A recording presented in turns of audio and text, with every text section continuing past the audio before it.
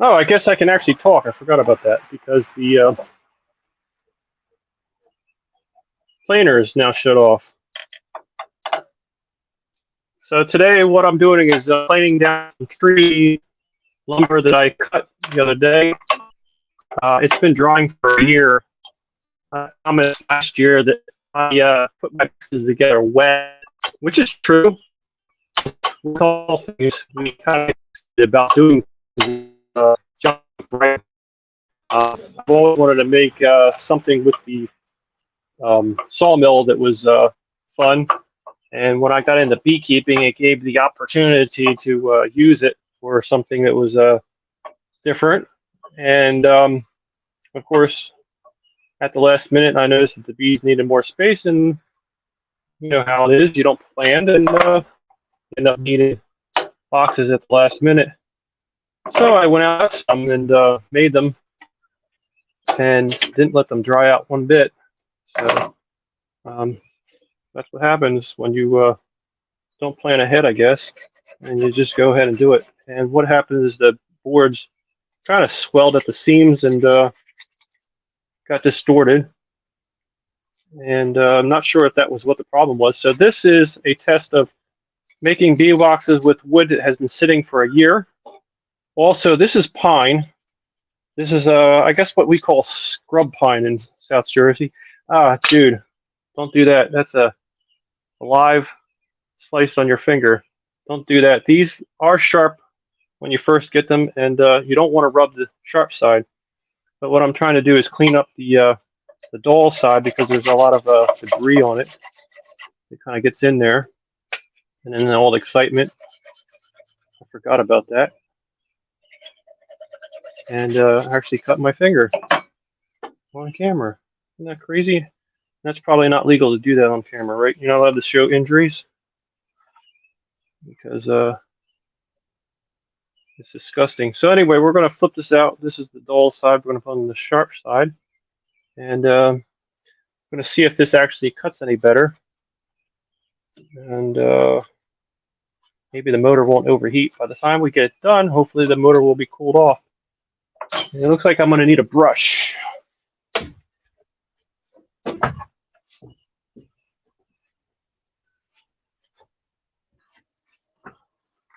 How about just some air?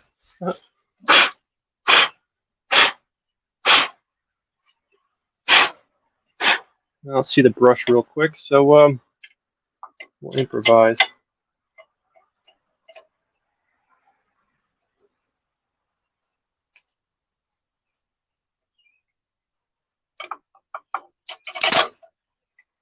There's 3 blades in here. We're going to try flipping all 3 around. And in the past, that has increased the speed in which I can feed it through, and the thickness is increased that I can actually cut off without the motor overheating. So yesterday I was cutting these boards.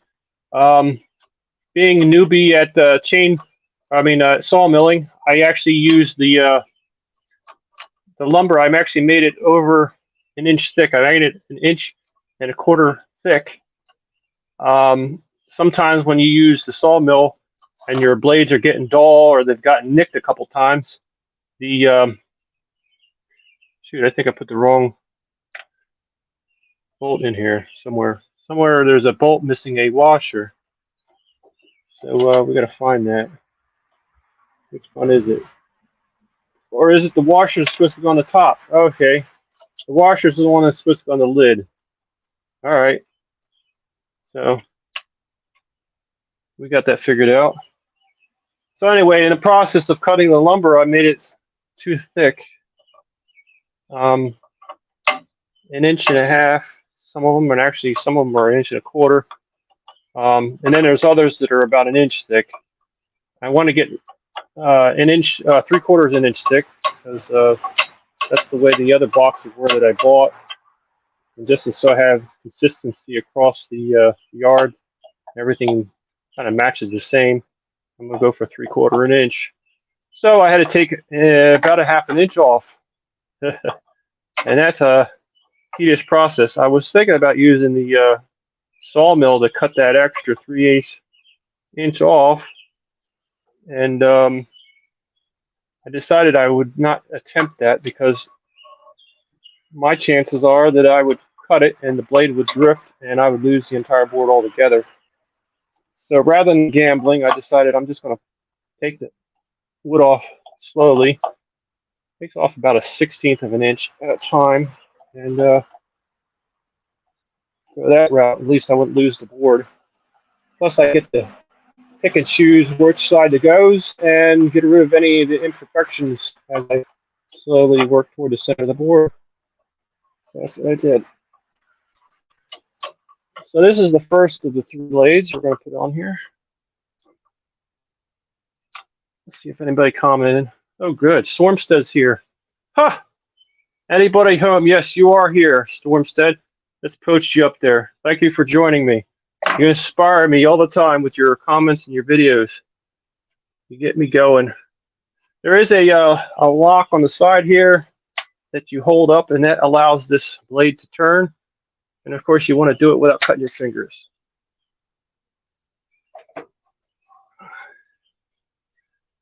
So theoretically, that blade is sharp now, so we don't want to get stuck with it.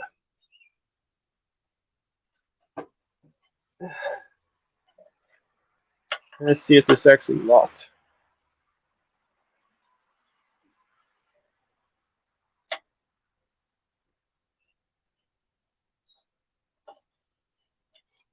So this is blade number 2.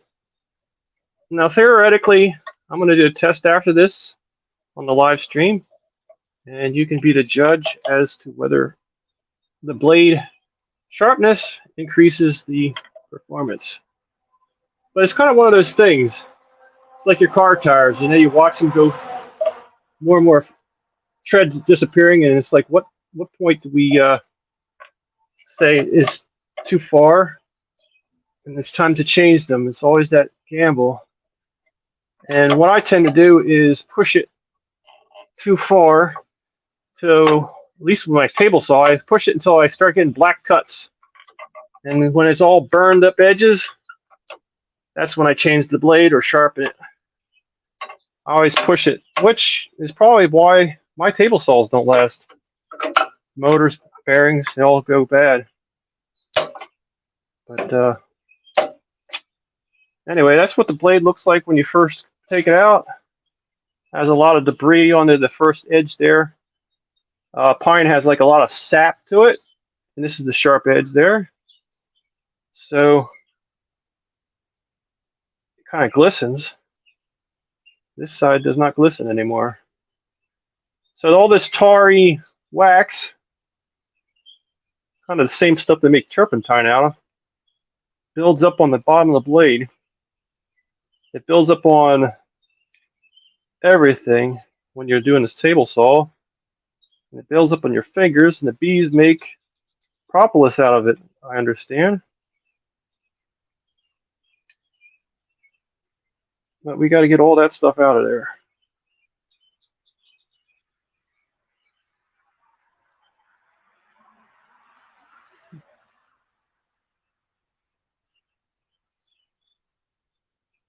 I was watching a live the other day, and I realized that people put other people to work, and they team up.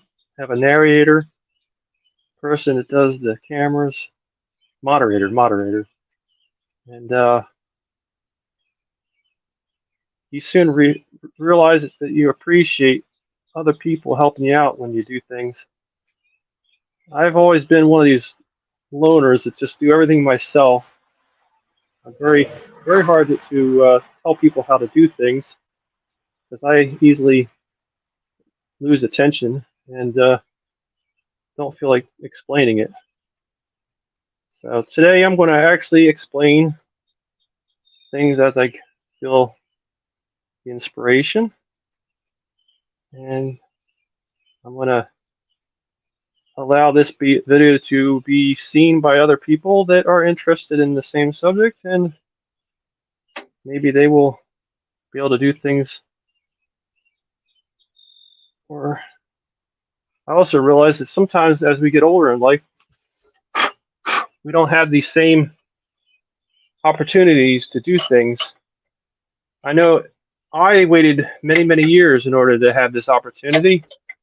One of the things was finances, and the other thing is this amount of space that you can do something like this, and the resources, the trees, and that kind of stuff. And I realized that what I'm doing today is probably very temporary.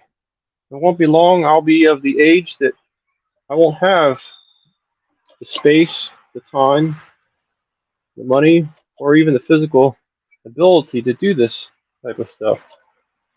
And I'll be one of those people that just has to watch it because I can't do it anymore. Well, your kids grow up and you can't afford to live in a big house anymore. Slowly but surely, the government takes everything away from you. And your physical body can't work fast enough to support how much they take away. And the prices of things are constantly changing. So today's dollar that you saved is worth 100% of what it was when you made it.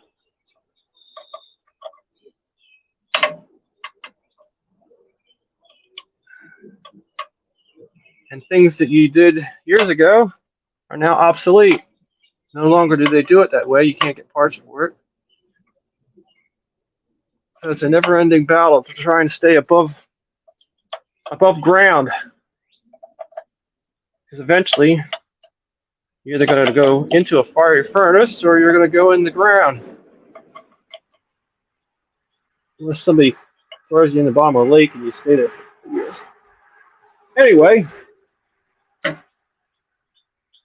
here is blade number 3 coming up.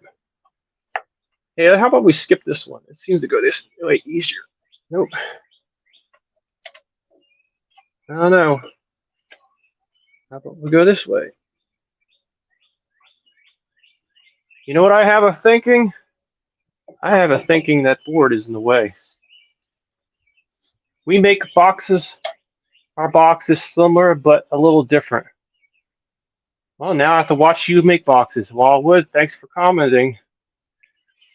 I think my blade is being blocked by the wood. So now I have to lift up the blade. And I'm going to do 2 turns. 1, 2. That way I can remember where it goes when I'm done. So how do you make your boxes, Wildwoods? When you make them differently, do you make them out of plywood or do you buy the lumber pre-cut? There, that's much easier. Look at that. Don't forget to lift up the lumber out of the way if you ever do this. Don't do what I do. Don't mix up your screws either. Yeah, my original goal for beekeeping when I first was presented with the first couple of frames in a box that somebody didn't want and they gave it to me. My original thinking was that if I raised bees, they would make me wax and honey, and if I made the boxes myself out of trees, it should cost me 0. That was the plan. That got soon thwarted. My first package, or not package, it was a newt of bees. I killed the queen within a couple of weeks because I was in there so often. And before long, I had to go get another queen. And near the end of the season, after messing with them so much, um, they died. They never made it through winter. They got down to like 0 bees, small cluster, and they were gone. So the second year, still doing COVID, I did 2 packages and used the frames that I had made the first year for, they're all filled out with wax, and used them to grow. And this is probably, what is this, the 3rd or 4th year now? And I still haven't bought bees since. So that way I haven't been spending money. But bee frames, they still need foundation. And I like the idea of doing the extractor and hoping that they don't fall apart inside the extractor. That was the theory. And so I've been doing plastic foundation. I started out with wax, but soon found out that the bees sometimes tear them apart before they actually use them. So I gave up on the wax because I originally thought I was going to make enough wax so that I could make my own foundation. Well, I soon found out that I'm not making enough wax to even coat the frames half the time.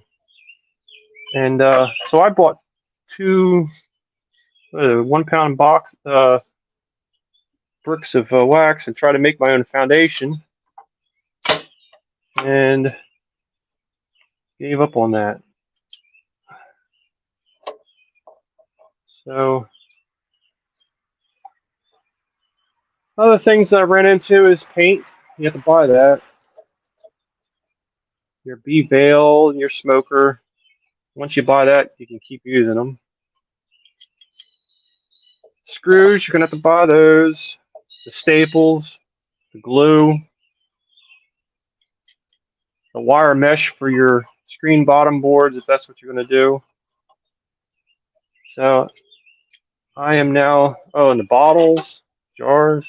It's turning out to be just like when I used to have a boat. It seems to be a never-ending hole that you dump money into. So I'm making these boxes myself in my efforts to prove to myself that this does not have to be an eternal pit that you dump money into.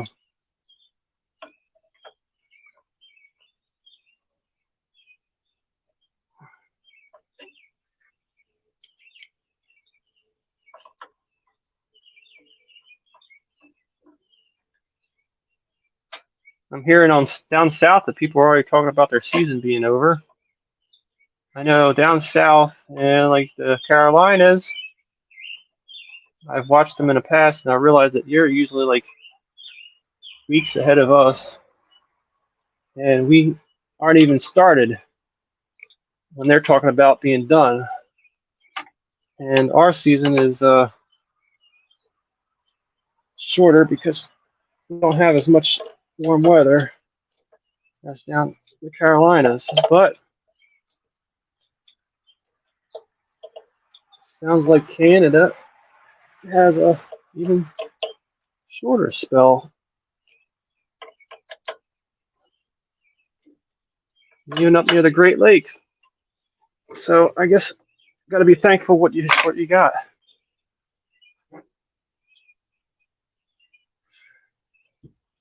We make them out of 1 by 12 boards, and the bottom boards are out of plywood. All right, 1 by 12s. So that means you do not have to do all this planing. That is a big difference. The planing is a lot of work. I would say is probably not worth your effort, but if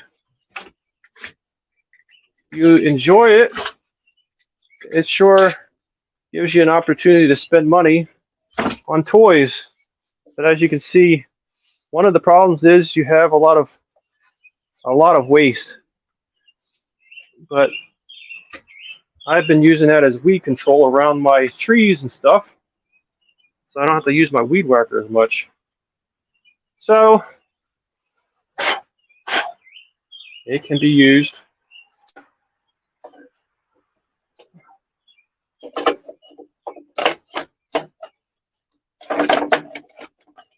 But if you are trying to do things on a schedule, you don't have much time, this is definitely not the way. Oh, by the way, if you are doing this on this DeWalt style, this lock gets released when you put the cover on. So you got to make sure that that is happening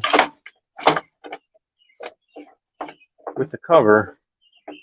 And don't ask me how. I think it goes on this direction here. All right, so now I push the cover on top of that lever so it unlocks it.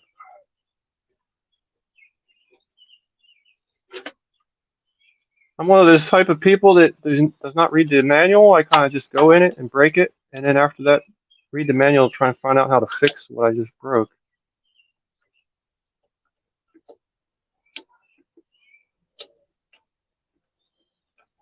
Now there are times when I get something brand new, I'll read the manual from cover to cover to become familiar with it. But I also find out that half the time I have no idea the terminology that they're using or what they're talking about. So usually a lot of times it's useless.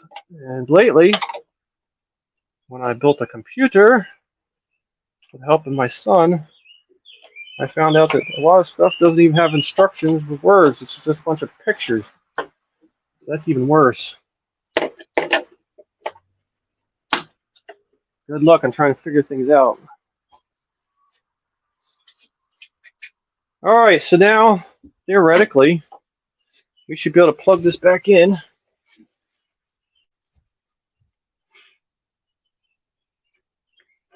And get back to work. So, let's see if it turns on. Oh, we have to do the...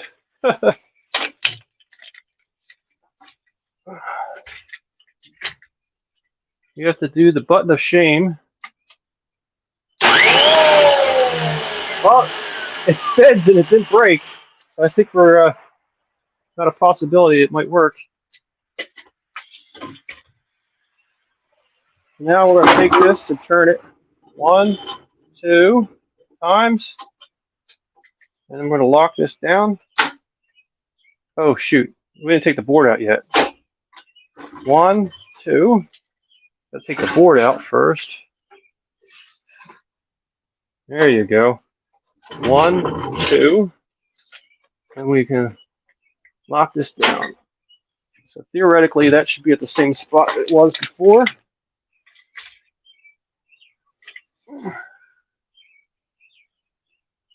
Now,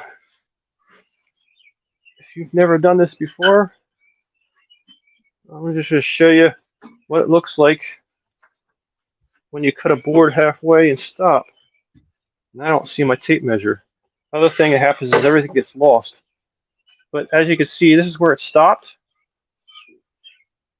And when you're cutting it, you can barely see how much it actually takes off. It's like nothing. So my advice if you're doing the sawmill is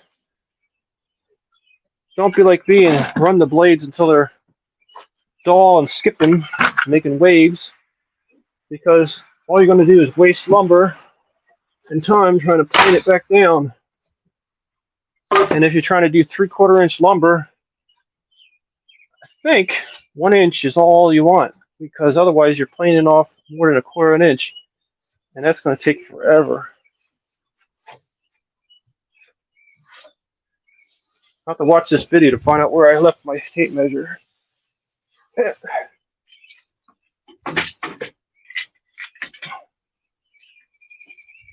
That's the only problem with this stuff. It hides everything. And you have no idea what you left anywhere, anything anywhere. Oh, and this is a great tool for picking up your sawdust. Actually, it's I guess shavings now, not actually dust. All right. I have no idea where the tape measure went.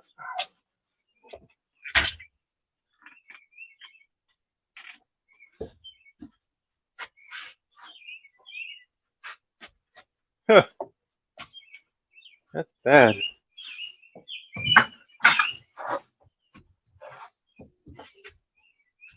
This is where you have to clean up.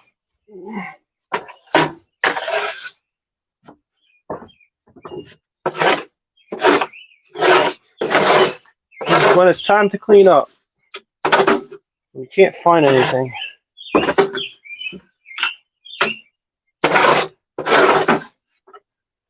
When you start losing your tools, that's when you break out the broom. Or in this case, the child snow shovel.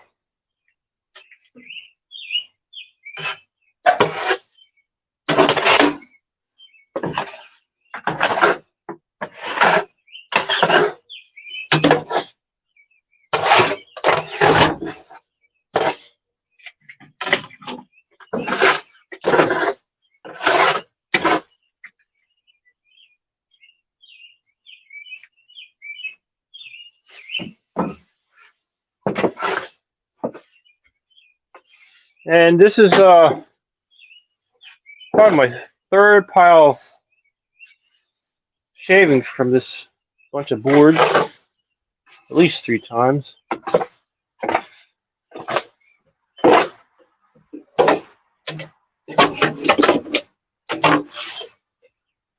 Huh.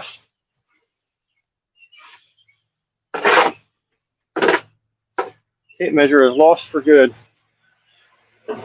That's crazy.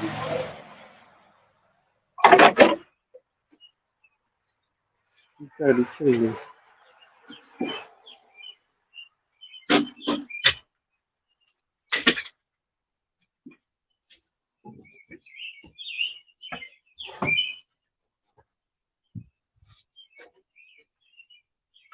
Well, you know what that means.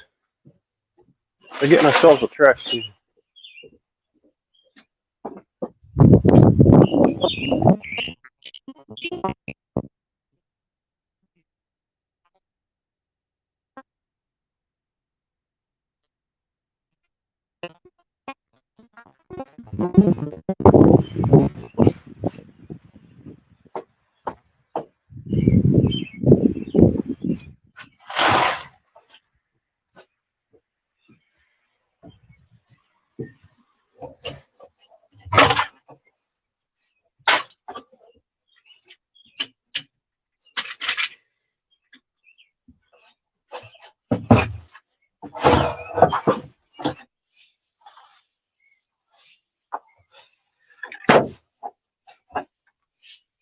This is how you find everything you lost.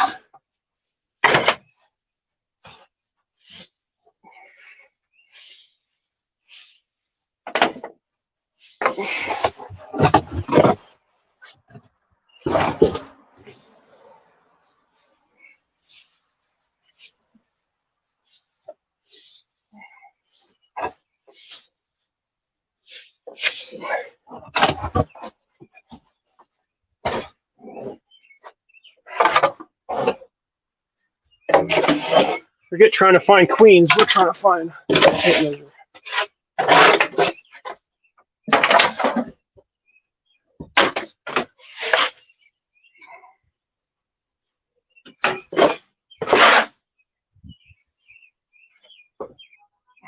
Well, this can of shavings. I'm still not finding a tape measure.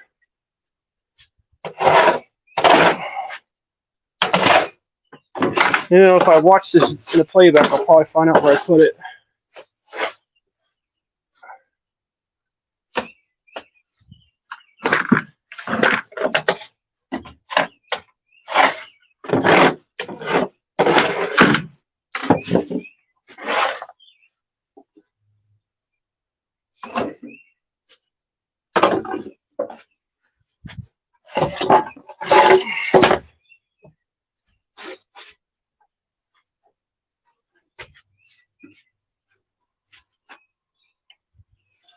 Wow, that is unreal. How can you lose a tape measure?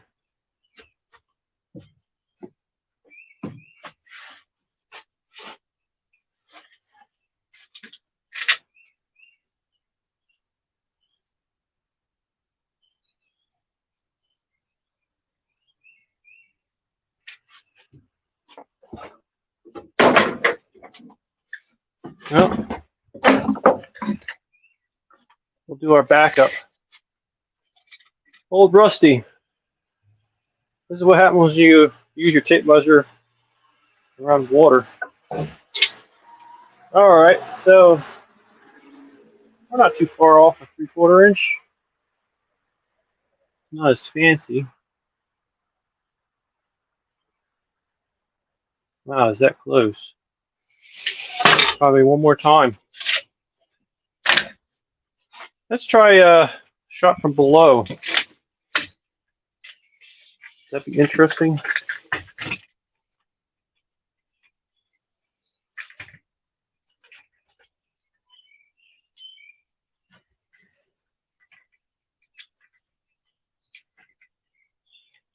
Or let's see how much stuff falls on the ground.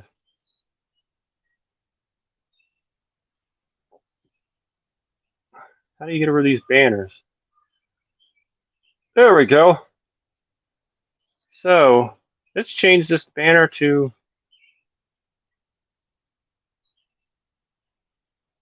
back to cutting.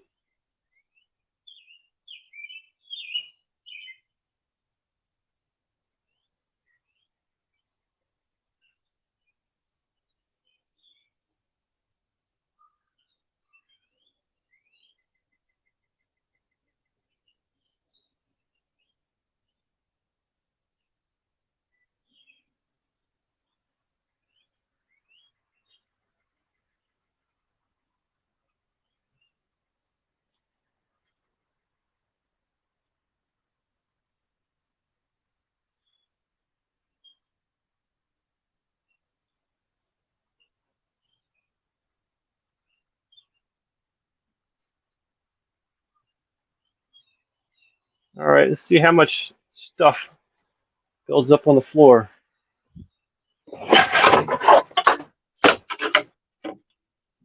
I think we're making 8 boxes. 8 complete boxes is what we're making. And I guess it's time to say goodbye to the noise. Oh, and don't forget this. This is a COVID mask. We're going to use that up to keep the dust out so we don't have a bunch of wood frame boogers. All right, here goes the noise.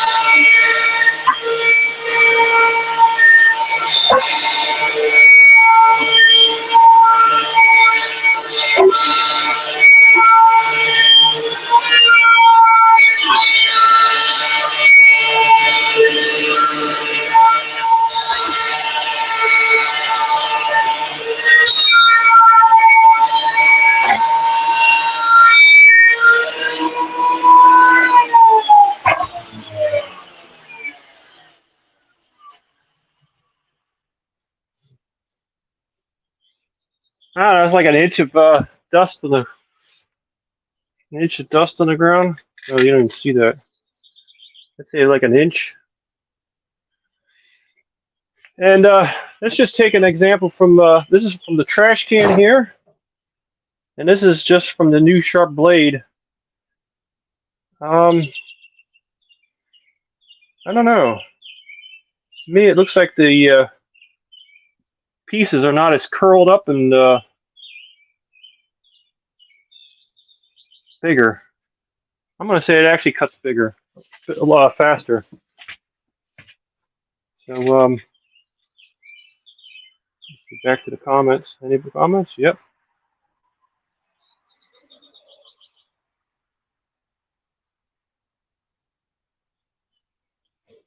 Let's change this banner again.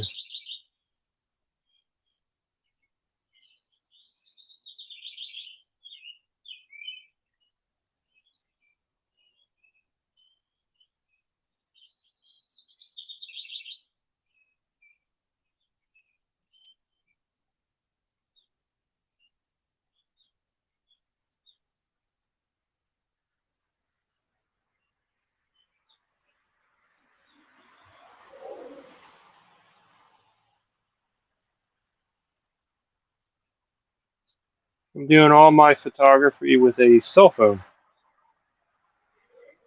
So,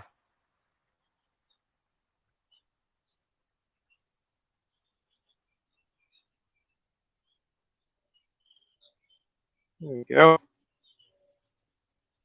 This is a Galaxy S22, 2-year-old technology, and guess what I just found? Right behind a pile of stuff. There's my tape measure. All that for nothing. Well, go figure. All right, so let's see how we are doing on thickness.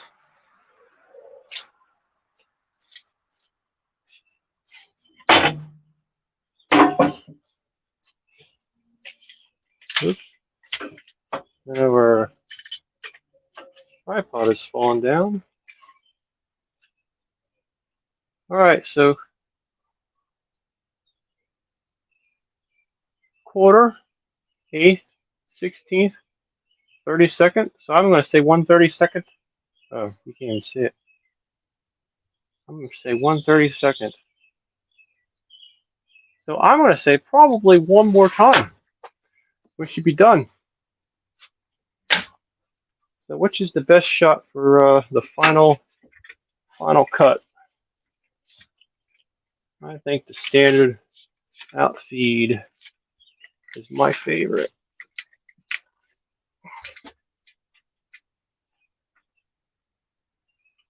Outfeed.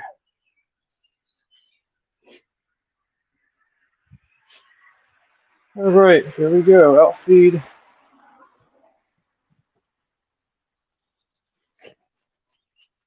Before that, we got to adjust. So we unlock. We do a quarter of a turn. We lock it. And that should be ready for the outfeed. Hold your ears.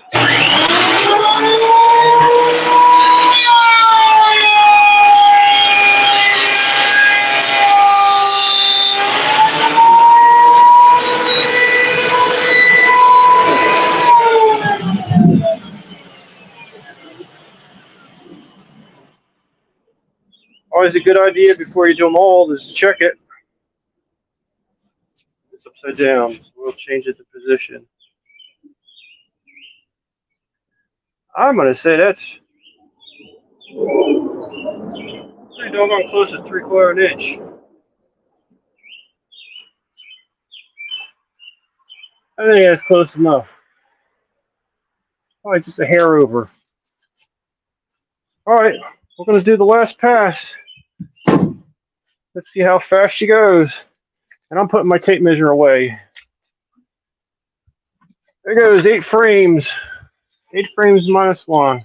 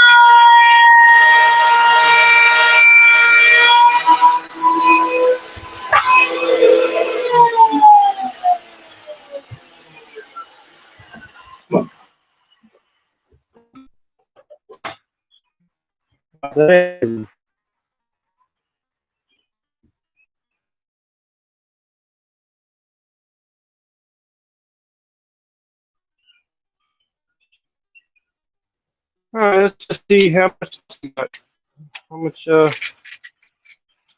savings. Quite a bit. I think we went from 1 inch to 3 inches or so.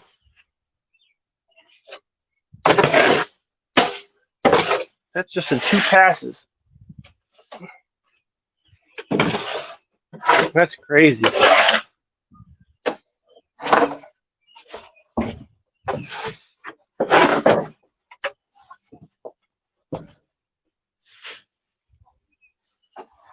This is actually more than a trash can. I have to shove it down in there in order to make it fit. Compact it.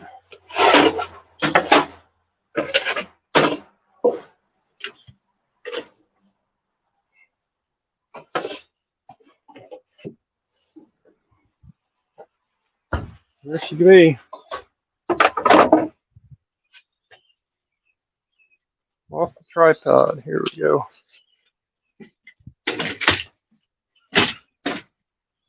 There you go, eight boxes. Now they only have to do is the handles and the dado on the end and the dado on the top. Unfortunately, my saw is out for repairs, so this ends the process until that comes back from repair. Well, enjoy the rest of your day. Thanks for watching Galloway Lights.